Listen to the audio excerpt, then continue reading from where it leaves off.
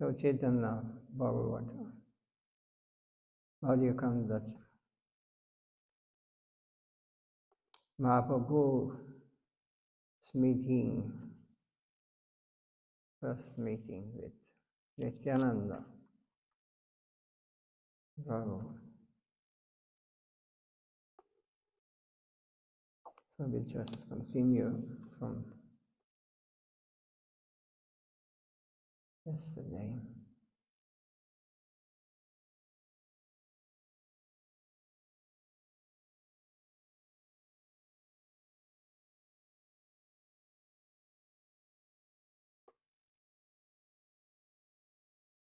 So the Lord Chaitanya manifested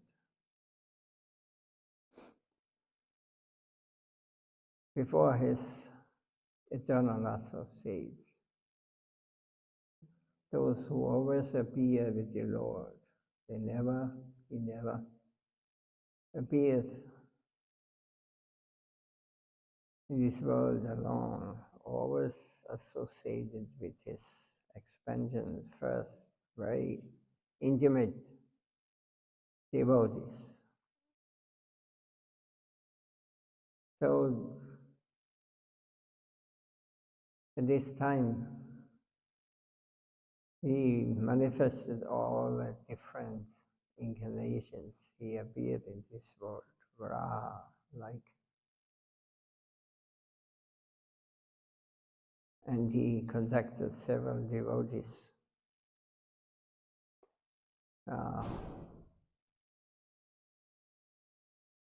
And blessed them.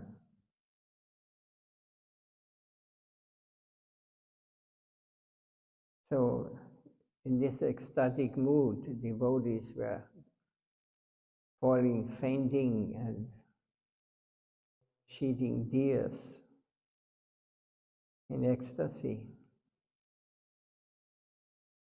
With radiant eyes, the Lord recited small lyrical poems, and ballads. Smiling, he softly and rhythmically swayed his body like Lord Shankar, Balaram.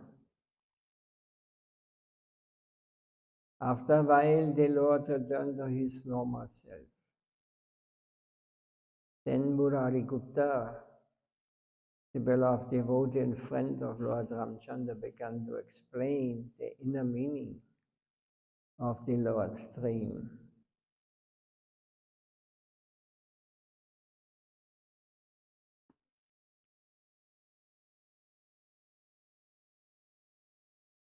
My feeling is that your dream indicates that a great personality has come to Navadvip. A few days earlier, you have already said that soon we would all meet a great personality. The Lord then said to Srila Haridas Thakur and to Srivas Pandit, go and discover this great personality. On the order of Lord Chaitanya, the two great spiritual stalwarts left round about Navadvip. Searching on the way, they discussed, maybe Shangasam Balaram has come himself. So they went about looking everywhere with great happiness, but could not find a single trace of the person they were looking for. So after 9 hours of intensive searching, they returned. They humbly submitted their report to the Lord. We could not find him anywhere. We looked everywhere. We went to the Vaishnavas, spoke to sannyasis, and visited all the householders. We even went to the houses of atheists and Mayavadis. Nevertheless, we were unsuccessful. We looked in every house in Navadvip. The only house we did not see were the one of the outskirts of Navadvip. Lord Gaurachandra smiled, indicating that Lord Nityananda was a very mysterious personality. So in the Lord's present incarnation as Sri Krishna Chaitanya, some people want to glorify Lord Chaitanya, but refuse to glorify Lord Nityananda Prabhu. Such a grievous sin is similarly to worshipping Lord Krishna, Govinda, but not respecting Lord Shiva, Shankara.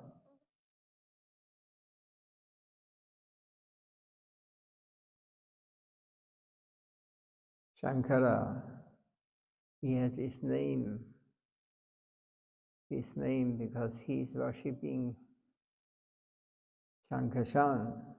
Shankarshan is Balaram, means the incarnation of service,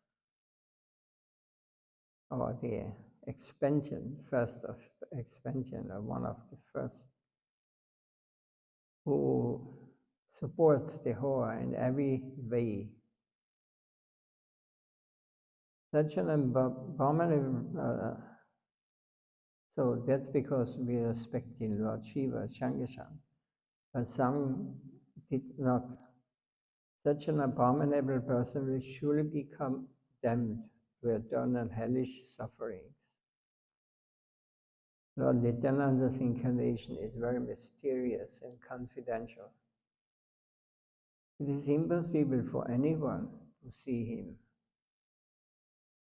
unless and until Lord Chaitanya himself reveals this secret. The spiritual progress of anyone who disrespects Lord Nityananda in ignorance of his sublime transcendental position inevitably ruined, even if such a blasphemer has superficially attained devotional service to Lord Sri Vishnu. The unalloyed devotees such as Shiva Pandit and Haridas Thakur are fully realized in such esoteric understandings. Yet for some mysterious reason they could not find Nityananda Prabhu. And Lord Chaitanya laughingly, mildly said, "Come with me and let us go to find him." All the devotees become very jubilant and chanted Jai Sri Krishna as they accompanied the Lord. The Lord took all the Vaishnavas directly to the house of Nandana, Acharya. Inside the house they saw a great personality, effulgent like a million suns. Without proper spiritual vision, one cannot see Lord Nityananda. A sweet smile played upon his lips. He was blissfully absorbed in meditation upon Sri Chaitanya Mahaprabhu. Seeing the towering spiritual stalwart, Lord Vishwambara, along with all the devotees, offered their prostrated obeisances. They arose respectfully and looked upon Sri Nityananda with great awe and reverence. Without speaking a word, Lord Vishwambara stood at the head of all the Vaishnavas directly in front of Lord Nityananda, who immediately recognized Lord Vishwambara as the beloved Lord of his heart. Lord Vishwambara was looking so beautiful, even more beautiful than Cupid himself. Fragrant flower garland hung around his neck. His face was decorated with sandalwood bust. He had nice fine clothes, but his glittering gold next to the Lord's aura. The full moon has lost interest in her own beauty, and she yearns to see the glowing face of the Lord. How enchanting they look. Nityananda and Lord Gauranga, as they roam about Navadvip with the devotees, chanting the holy name of Hari. What is the luster and value of pearls next to the deed of the Lord? One is sure to lose his mind at the sight of the Lord's beautiful as cascading black hair, which is tied in a top knot. Next to the pinkish, graceful lotus eyes of the Lord, the beauty of all other lotuses looks faded and seems to disappear.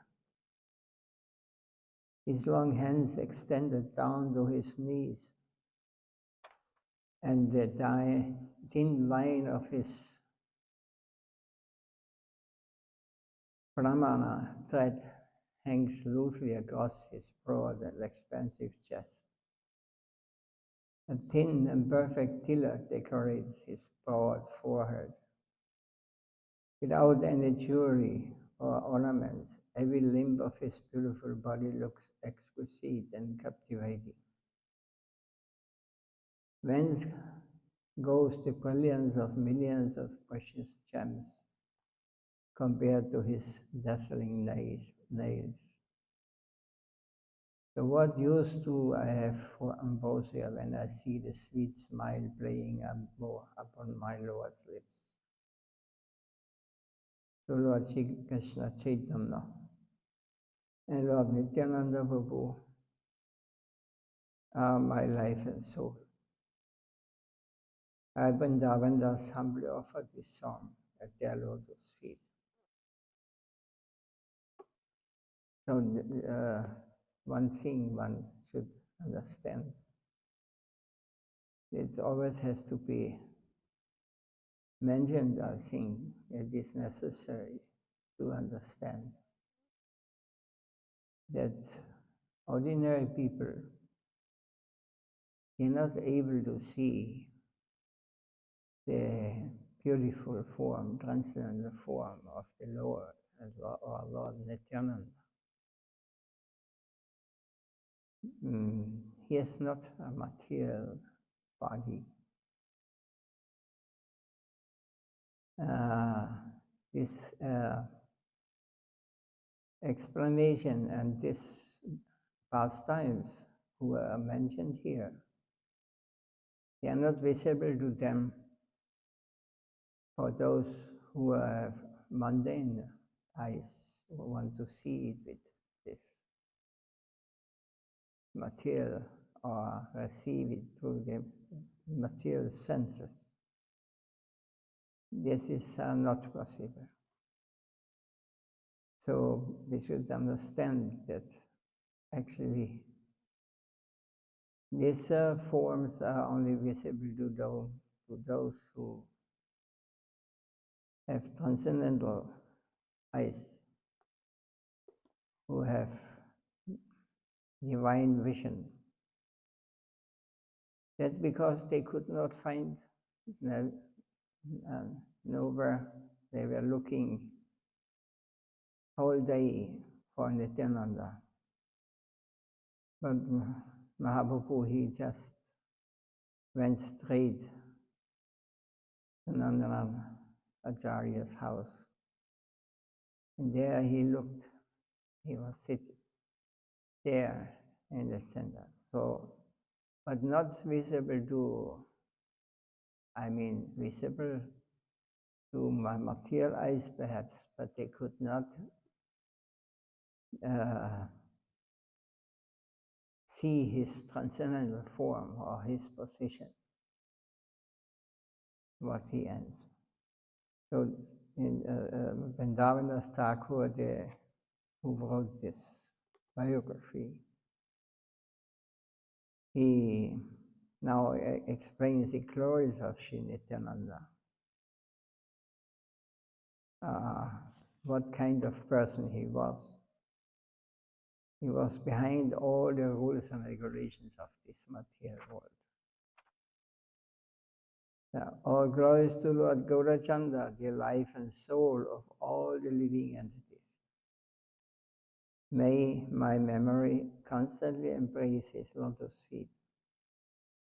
Within his heart, Lord Nityananda was certain that Sri Vishwambara, who now stood before him, was none other than his beloved Supreme Lord. So they meet first time, they did not know each other from the time before, but immediately they could understand who is who. Not because how they look in his external form. And none other than his beloved Vishwamba, who now stood before him, was none other than his beloved Lord, overwhelmed with bliss. Lord Nityananda, who was stunned in ecstasy. He stared unblinkingly at the beautiful face of the Lord. So this he could, within his heart, he could see. So we have to always understand we cannot see the Lord or understand it through our material sense instruments. This is something we can only experience in the heart.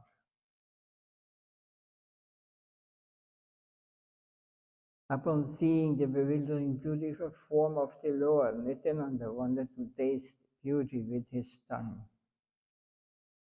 drink the beauty with his eyes, embrace the beauty with his arms, and absorb the beauty with his nose. To everyone's astonishment, Lord Nityananda stood speechless, completely enchanted by the wondrous splendor of the Lord. Lord Gaurachanda is the super soul within everyone's heart. Therefore, he knew Lord Nityananda's heart. Thus Gaurachanda acted to reveal his hidden identity to Lord Nityananda and the depth of Nityananda's devotion to the Lord. Wearing a peacock feather ornament upon his head, flowers flew kanikara on his ears, a yellow garment as brilliant as gold, and the Vaijayanti garland. Lord Krishna exhibited his transcendental form as the greatest of dancers. He entered the forest of Vrindavan, beautifying it with the marks of his footprints. He filled the holes of his flute with the nectar of his lips, and the cowherd boys sung his glories. So the Lord indicated to Shiva's Pandit to recite a verse from Srimad Bhagavatam. So Shivas understood and immediately recited the shloka, which describes the beauty of Krishna. At that time, Krishna entered the forest of Vrindavan, dressed as the greatest of dancers. A peacock feather was threaded into his crown, and his ears were decorated with hanging blue kanikara flowers. His golden yellow dress glistened as he wore the forged Vijayanti jewel around his neck. The land that carries the impression of his lotus feet. The conch shell, disc, lotus, and club is Vrindavan. His place of transcendental pastimes. To his lips he touched the flute, which filled with nectar as he played an enchanting melody. At the same time, his cowherd boyfriend sang to his beauty and glories. As soon as Nityananda heard this verse, He fell down unconscious, while Lord Nityananda lay in ecstatic bliss. Lord Chaitanya exhorted Srivas Pandit, recite more, recite more. After some time, Nityananda regained his external consciousness, began to cry tears of joy. The more he heard the words, the more they increased his mad love for Krishna. His ecstatic roaring filled the universe and pierced through the covering of this material world. Lord Nityananda leapt up, and as he crashed down to the ground, everyone thought that the bones of his body were smashed. Seeing this, the Vaishnavas became very afraid and loudly uttered, "Krishna, please save him. Krishna, please save him." Lord Nityananda rolled on the ground, his body covered with tears of love. Long and recurrent sighs escaped his mouth as he looked deep into Lord Vishwambara's face. Lord Nityananda felt great ecstasy, and often he laughed aloud. Sometimes he jumped and danced. Sometimes he wrestled, and at other times he hung his head quietly. Lord Gaurachanda and all the devotees began to cry in joy. Seeing such total absorption and madness in love of Krishna, it became impossible for the Vaishnavas to hold Nityananda Prabhu still. When the devotees failed, Lord Vishwambara held Nityananda Prabhu in an embrace. As soon as Chaitanya embraced Nityananda, Nityananda immediately becomes still. The Lord to whom he was absolutely surrendered now embraced him. Nityananda Prabhu allowed himself to be held without endeavor. The Lord Chaitanya flooded Lord Nityananda with ecstatic tears of love. The arrow of ecstatic love of Krishna had afflicted Nityananda, and Chaitanya held him just as Ramchandra had held Lakshman when he lay unconscious. Drained of all strength, both Nityananda and Chaitanya wept, overwhelmed with joy. The intensity of love between Chaitanya and Nityananda can be properly described only by the example of the loving relationship between Ramchandra and Lakshman. When Nityananda came out of his ecstatic trance, all the devotees began loudly chanting Lord Hari's name. Vishwambara was embracing Nityananda, and Gadadhara Pandit smiled, thinking how their lordship's role that had been reversed. He thought, Nityananda Prabhu as Anantashesh renders service to Lord Vishwambara by becoming the bed upon which Lord Narayan always rests. However, today his pride as a servitor has been broken, and he lies in Vishwambara's embrace. The Gadadhara Pandit was well aware of Nityananda's potency, and the Supreme Lord Nityananda Prabhu knew the innermost thoughts of Gadadhara Pandit. All the devotees were jubilant upon meeting Lord Nityananda, and their minds were steeped in thoughts of him. The ecstasy that Vishwambara and Nityananda experienced in their meeting is impossible to portray through words, but it found expression in the continuous tears of joy from their eyes. that drenched the earth. Lord Vishwambara said, "This is the most glorious day in my life. So I have seen the embodiment of loving devotion to the Supreme Lord, the essence of the four Vedas. Only Supreme Lord Himself can manifest such intense ecstasy. The fortunate souls who were able to see His loving devotion will never be rejected by Lord Krishna.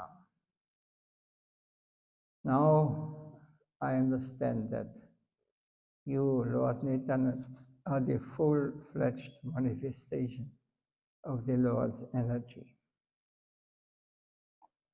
You are not different from Him. The living entities can obtain loving devotional service at the lotus feet of Krishna simply by worshipping you. So, simply by worshipping Lord Nityananda,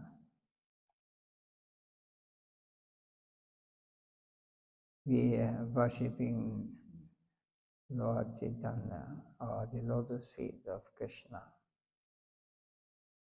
You purify the entire cosmic manifestation, and your transcendental nature is inconceivable, incomprehensible, and esoteric.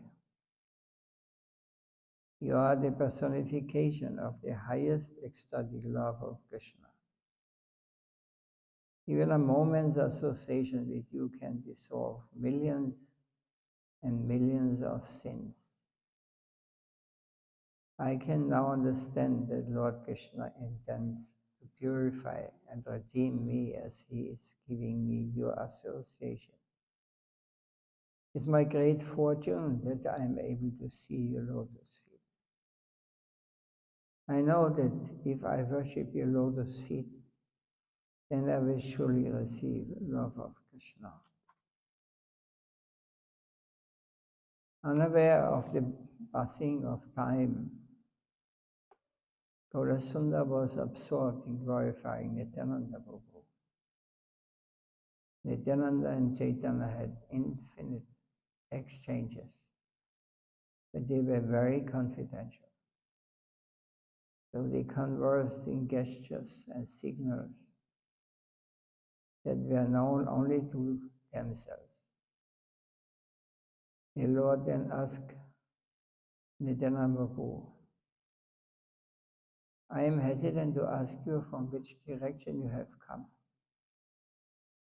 Lord Nityananda was always absorbed, and he spoke like an innocent, restless child. He understood that Lord Chaitanya had descended to this material world. Thus when he replied, he did so with folded hands and great humility. He had felt very ashamed and shy when Lord Vishwambara was glorifying him. And so through gestures, words, and indications, he explained everything in detail. Lord Nityananda Prabhu said, "I extensively toured all places of pilgrimage, but I could see only the place, not Krishna, the Supreme Lord. I asked some good people why their altars were standing empty. I did not see him in his own place. I said, 'Where is Krishna? Where did he go?' They all replied, 'Krishna is gone to Bangladesh, Bengal. He was in Gaya recently and not so long ago he returned to Bengal. When I came to Nadia, I was greeted by jubilant chanting of Lord's holy name, and someone told me that Lord Narayan, the Supreme Person of Godhead, has appeared here. I have heard that in Nadia, even the most wretched fallen souls could get liberation. Thus, being such an abominable wretch, I have come here.' Lord Vishwambara replied, We are most fortunate that a devotee such as yourself is amongst us now. Moreover, we are very grateful to the Lord that today we have seen your ecstatic tears of love of Krishna. Murari Gupta smiled and said, we cannot enter the confidential discussions between Nityananda and Vishwambara. Srivas Pandit said, how can we understand? Their intimate exchanges are just like Lord Hari's with Lord Shiva. Gadadhar Pandit said, you are quite right, O Pandit. They seem to be exactly like Ramchandra and Lakshmana. Another Vaishnava said, they look as if they are two cupids. Someone else said, they are Balaram and Krishna. Another said, I don't have much knowledge, but from what I have seen, it appears that Krishna has taken Ananda Shesha in his arms. Someone else commented, they are like two friends, their loving affection net exchange. It's just like the relationship between Krishna and Arjuna. Others were saying they seem to know each other very intimately. Thus can converse with words and gestures that they alone can understand. Thus the devotees expressed their joy at having Lord Nityananda amongst them, giving their different opinions.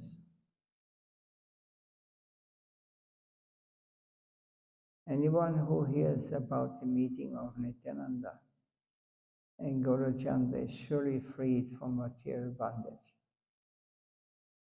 Lord Nityananda, who serves the Lord Chaitanya in every way as a friend, as his umbrella, his bed, or as his carrier. Lord Nityananda alone can render all these services. He serves Lord Chaitanya in multifarious ways according to his own sweet will. Others can also become eligible to serve the Lord, but only by the mercy of Nityananda Prabhu. So Lord Nityananda Prabhu's glories are unlimited. No one can fully know him. Even Sri Mahadev, who is the greatest yogi, a pure devotee, and himself a controller in this material energy, cannot fully fathom the limits of Lord Nityananda's transcendental nature. If one criticizes or offends Nityananda Prabhu, not knowing his sublime transcendental attributes, then although one is constantly an eternal servant of Krishna, one becomes forever rejected from the path of devotional service to Sri Vishnu.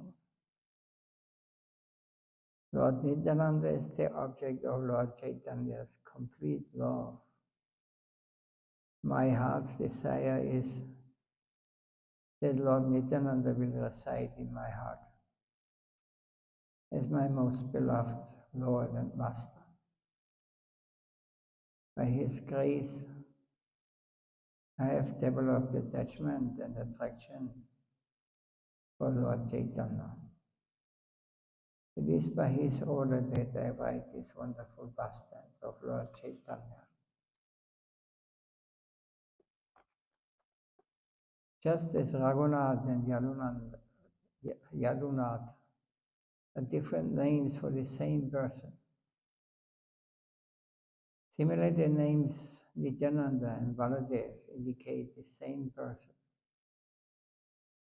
One who desires to cross over this ocean of missiles and drown in the nectar and ambrosia of Krishna Prema must take shelter of the lotus feet of Vidya Jandu. Whosoever attentively glorifies these wonderful pastimes will be blessed by Sri Vishwanambara along with all his associates. The name of Sri Vishwambara is extremely rare and precious in this world. It indicates the Supreme Personality of Godhead, the life and soul of everyone's transcendental love. Because the Chaitanya and Nityananda, Sri Nityananda Prabhu are my life and soul. Vrindavandas humbly offered this song at their lotus feet.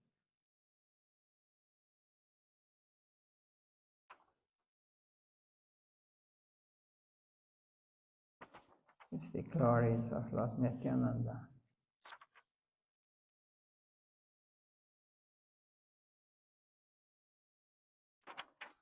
Basically, it's a very intimate, confidential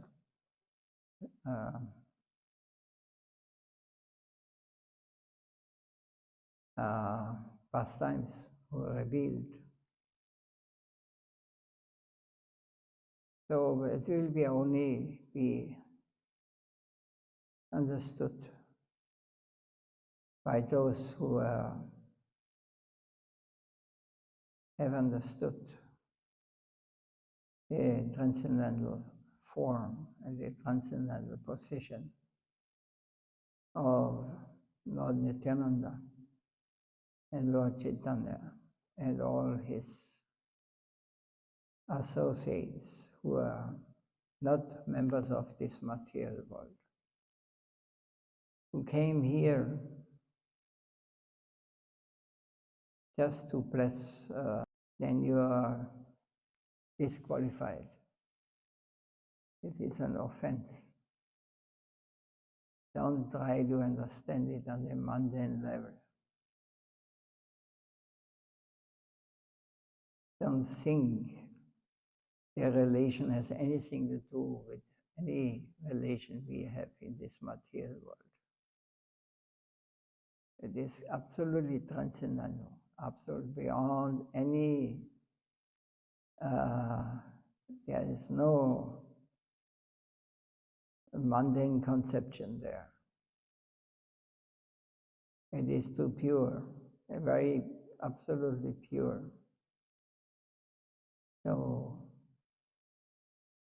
in my time, I have even experienced some devotees take these pastimes as mundane and they try to imitate. And this is that blow. You can immediately disqualified to understand the divine pastimes of Supreme Lord. They are far beyond our conception of what we are thinking of, why we are living. So we should be very careful by hearing or reading this confidential explanation or writings of Vrindavandas, who himself was a member of the transcendental world.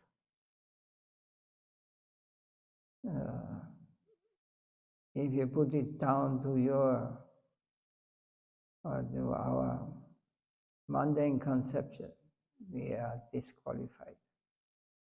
We will not be able to understand anything. And we will be, and this will count as an offense.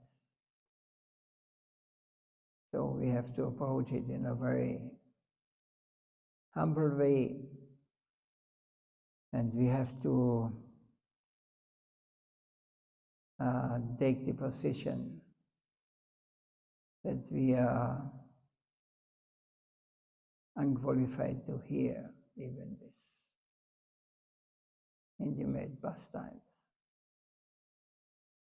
Otherwise,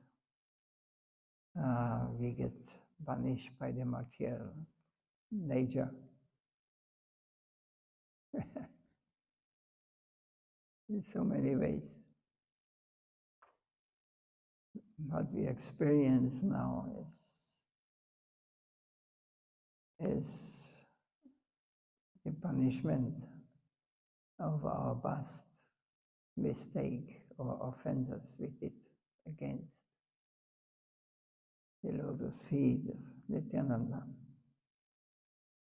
But also we have to understand that Nityananda is the only one who is merciful and he can save us. Then we again try to not take over his position or Chaitanya Mahaprabhu's position or any position. All these external associates, they were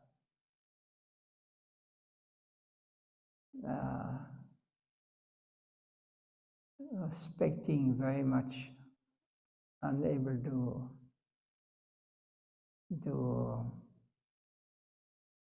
they were not thinking, I understand. Even in Govinda say it's very difficult to understand this kind of pastimes they perform, and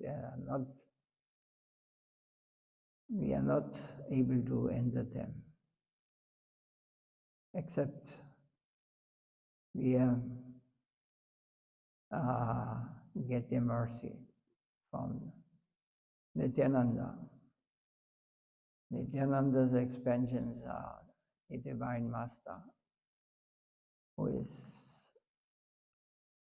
supposed to be an eternal servant.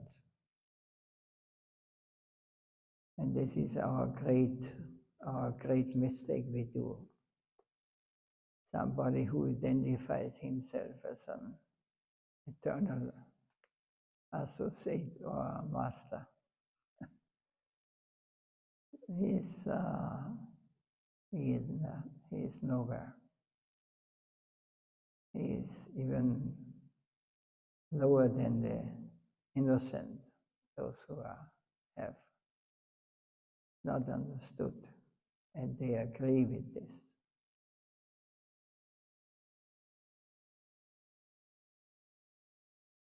So we should always remember this.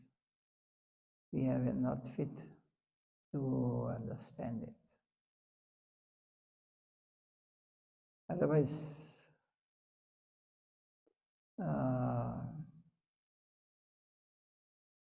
we will be covered by illusion, by Maya.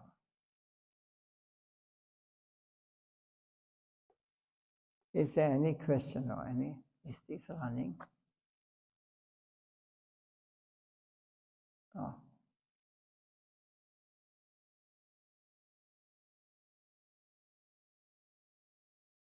Anything clear?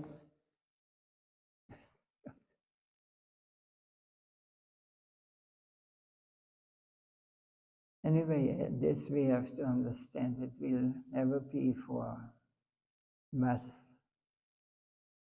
of people.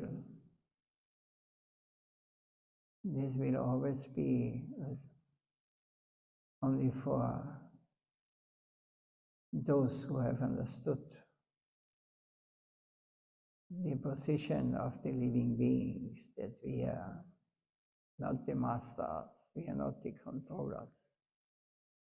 We are just insignificant jivas, souls in this universe and in the many universes who exist.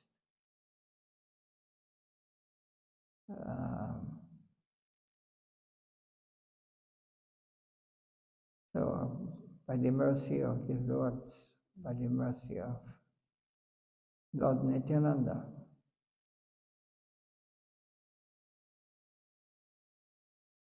we are able to get, by the proper attitude, to always identify ourselves as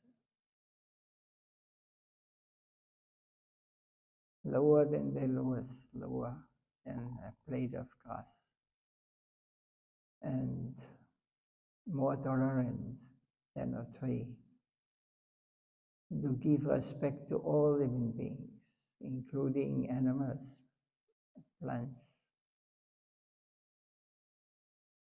and don't expect anything in return. We have to watch ourselves a little bit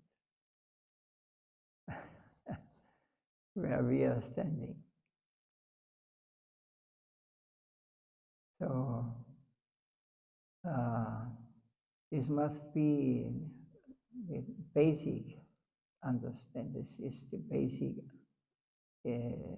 basis of understanding spiritual life. Without this attitude, we may get the attention of Lord Nityananda, Lord Gauranga, and the Supreme Lord. And he may, through his successors, spiritual master, may give us the eye to see what is the truth, what is going on in this world, and what's going on in the real, where we are coming from. So we may stop here if there's no question or no.